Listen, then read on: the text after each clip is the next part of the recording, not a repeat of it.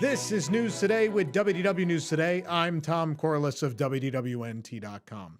Please like this video, subscribe, and hit the notifications bell to make sure you never miss the latest from the Disney parks all around the world. But here now the news for July 4th, 2025. Before we get to the news real quick, yes, we're in our podcast studio. We're having some technical issues in our regular studio. We want to make sure we get the news to you, so here I am. By the way, you should watch the podcast. We'll be back on next week. You should watch it Tuesdays in the morning, 10 a.m., right? Is that correct? 10 a.m. we release that. Watch Eric and I talk about nonsense and eat garbage. It's a good time.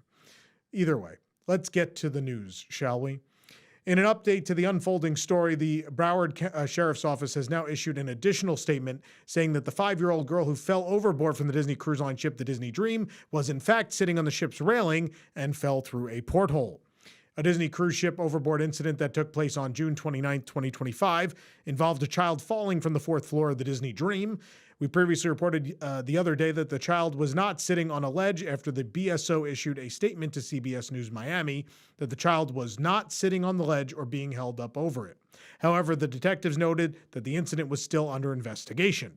In a more recent statement on Wednesday, the BSO updated their description of what they believe happened during the incident, and according to their new statement, a 5-year-old girl lost her balance while sitting on a railing and falling backward through a porthole.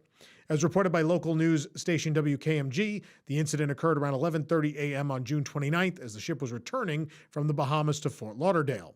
Along the Deck 4 walkway, there are some large portholes as well as the more standard railing. Like the railing, the portholes have some short barricades to keep guests from leaning too far over. However, they do not cover the whole porthole and the upper section is open. The new BSO statement also added that after the girl's mother alerted her husband, who didn't see the incident, he jumped into the ocean to save his daughter. The rest of the statement follows most of the eyewitness information from our previous articles. The father jumped into the water after his daughter fell and held her until crew members were able to rescue them. The father and daughter were both checked by the ship's medical staff, and they were both transported to a hospital by Broward Sheriff Fire Rescue once the ship arrived at Port Everglades. The father was later hospitalized. According to the latest statement, though, details of his injury were not revealed. The BSO statement added that the personal details of the family are not being released for their privacy, but notes that they live out of state. The statement concludes with a paragraph saying that the investigation will still continue. The BSO detectives have reviewed the ship's security video, which corroborates the statements from the family and the cruise ship staff. The investigation into this matter continues. The family is so blessed.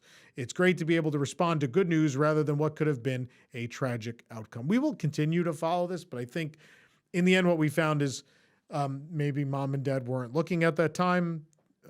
The daughter sat in the porthole and fell out.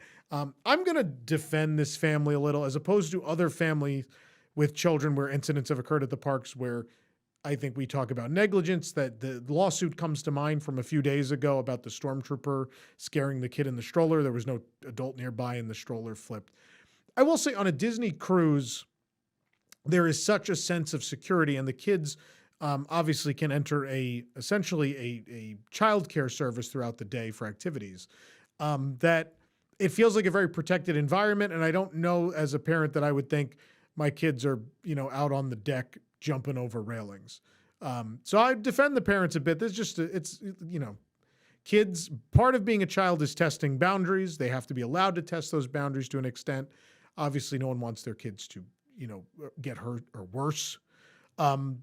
But things happen, accidents happen, and everyone should be very grateful that this accident did not end in tragedy. Instead, I'm sure the child has learned a valuable lesson about, sitting on railings, and thankfully everyone's okay. And I think we all move on from that. But it certainly doesn't remind me of other situations where it's clear. And in a theme park environment, it's very different. You are in a crowded public place. You're not locked off from the world. You're not sealed within a cruise ship away from society, where there's nowhere for the kids to run or worse to happen. So I get it. The Disney cruise ships do feel like a place where it is safe for your kids to go have fun. And you don't expect things like this to happen. And the child did something that no one could have predicted. It's not a low railing. It's very high. And it happened. But thankfully, again, everyone is okay. All custom caricature, silhouette, and parasol art has moved to Main Street USA at the Magic Kingdom. While the silhouette art was already available on Main Street, the Parasol and Caricature artists were previously stationed in Liberty Square.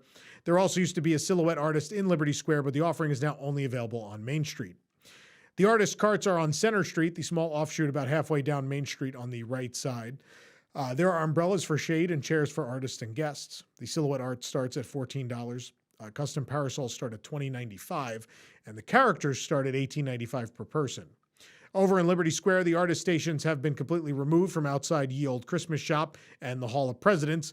We can't say for sure why it was moved, but there is some belief that this has something to do with Disney Starlight, Dream the Night Away, and the parade viewing space that they feel will be needed along the parade route, which is pretty tight in Liberty Square to begin with. Premiering on July 20th, the parade is the Magic Kingdom's first year-round nighttime parade since 2016, when the Main Street Electrical Parade departed. So they're going to need every inch of that space, at least for a little while. But if you're looking for these things, they're not gone. They're just on Center Street. There are 3 new bags inspired by the Haunted Mansion available at the Magic Kingdom, 2 of which feature the ride's iconic wallpaper. The new bags are available at Memento Mori, the store in Liberty Square just outside of the attraction. There is a Haunted Mansion tote bag for $39.99. There is a Haunted Mansion backpack for $49.99, and a Haunted Mansion belt bag, which is $34.99. Of course, there is a lot of new Haunted Mansion merchandise that is either arrived or is arriving soon. In fact, most of the line has been released at Disneyland already. That'll be on Disneyland News Today next week, but you could also check it all out at WDWNT.com right now if you can't wait. Or if you want to get some window shopping done. I know I like to do that. But it's all going to be available on DisneyStore.com on July 7th, and we'll share a link to that on our website on that day as well. But if you're a Haunted Mansion fan, there's a whole lot coming your way. There's bookends, a baseball jersey, lots of really cool stuff. A test track ride vehicle reportedly struck the doors that failed to open in time during cast member previews of the updated EPCOT attraction. Reportedly, a test track car hit the doors on the ride's climactic scene during a preview on Monday, June 30th. The doors are made of breakaway foam in case of this exact incident. Once they slide open, riders are transported outside for the fast track portion of the attraction towards the end of it. Following the test track incident, Disney is currently leaving the doors open, which we confirmed during another preview on Wednesday. I don't know if they've left open or they're just not there, honestly. Cast member previews are ongoing for another week, followed by Pass Holder, Disney Vacation Club, Golden Oak, and Club 33 previews, and park reservations are already at capacity for the first day of those AP previews. The ride officially opens on July 22nd and will change the Lightning Lane multi-pass lineup slightly as previously reported. So the deal with these doors, since day one, they've known there is a distinct possibility that they will not pull away fast enough. So from the moment the ride was conceived, these doors were made of a foam, I believe. But it is a breakaway material that if the car hit it, no one would be harmed. So this is not a problem with the ride, due to the refurbishment. This is just a thing that happens periodically. And in my lifetime, it has happened many, many times. Sometimes there's a trade-off between the effect you want and reality. And I think the Imagineers who worked on Test Track really wanted that sensation to be, we're going to hit the door.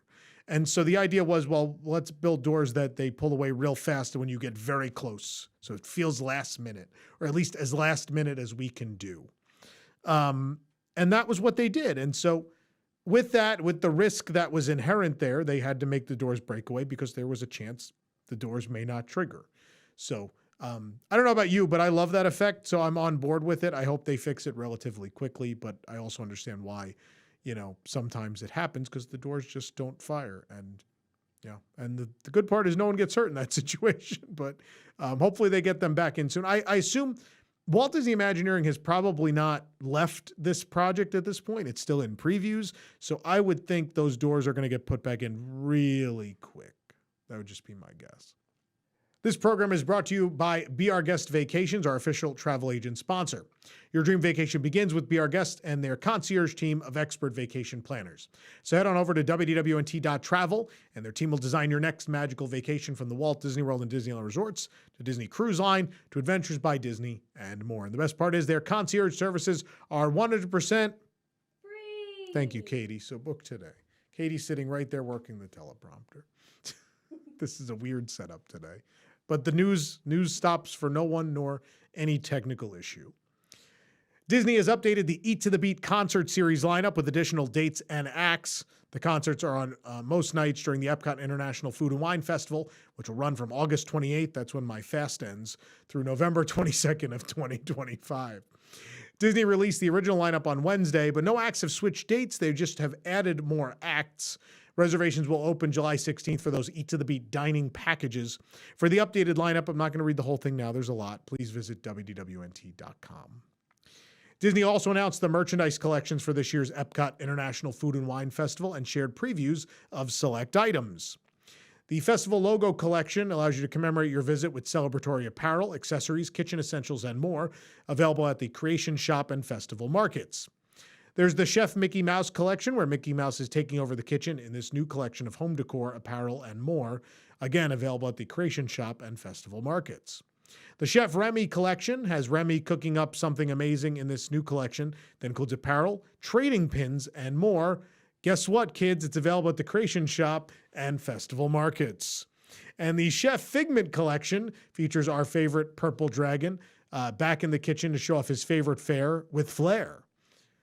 Guess where it's available.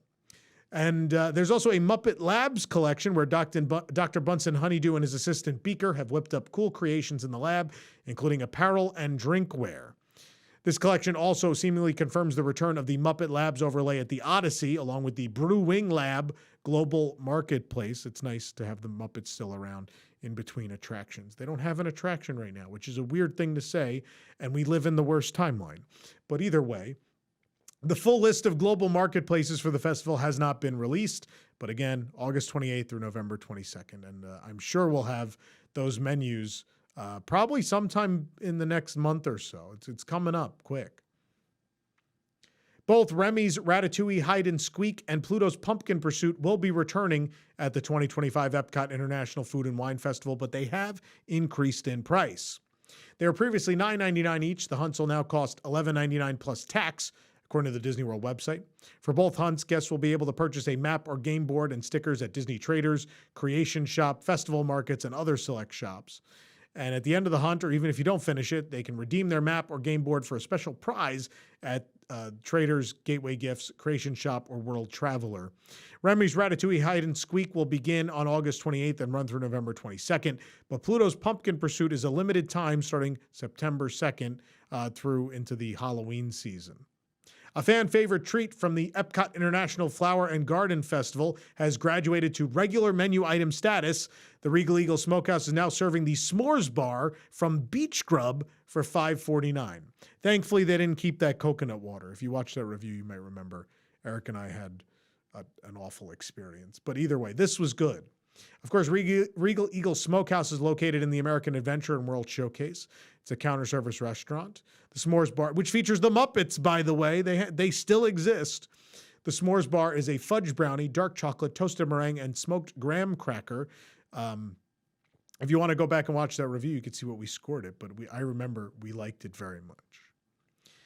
There's no better way for Disney Parks fans to scare up some fun for the Halloween season than attending Mickey's Not-So-Scary Halloween Party at Walt Disney World. However, these separately ticketed events can get very expensive, but thankfully we have a way you can save on that admission. Unlocked Magic, powered by our friends at Beer Guest Vacations and DVC Rental Store, has been offering Walt Disney World guests the best prices on park tickets, but now they're offering 10% off on all tickets to Mickey's Not-So-Scary Halloween Party in 2025. Simply by visiting their website, you'll find a calendar of available party dates and how much the tickets will be compared to how much they'd be without Unlocked Magic's discount. If you'd like to attend the party this year, do yourself a favor and save some money with our friends at Unlocked Magic. Just visit unlockedmagic.com/WDWNT to learn more. A new Fantasmic MagicBand Plus is now available at Walt Disney World, inspired by the classic Disney Parks nighttime show. We found the band for sale for $44.99 in the dark room at Disney's Hollywood Studios. The MagicBand is black with bright and colorful art across the straps, including Belle from Beauty and the Beast, the Evil Queen from Snow White and the Seven Dwarfs in her hag form, the Mark Twain Riverboat from Disneyland's version of the show. Thanks for rubbing that in, Disneyland. Tinkerbell from Peter Pan, Chernabog from Fantasia, and Ariel from The Little Mermaid. And in between all the characters are stars and bursts of colorful fireworks, and the puck at the center features Sorcerer Mickey and the logo for Fantasmic as he looks up at the fireworks above. A previous Fantasmic MagicBand Plus was released just 2 years ago in 2023, but a new one available now. 2 new chill summer treats and the returning S'mores Churro are available at the Walt Disney World water parks this summer. At Typhoon Lagoon, guests can get the Dole Whip watermelon with chamoy and chili lime spice for $7.29 and a soft serve cookie sandwich for $6.79. Meanwhile, the S'mores Churro is back at Disney's Blizzard Beach for $6.79. The Dole Whip and cookie sandwich are both available at the Snack Shack at Disney's Typhoon Lagoon.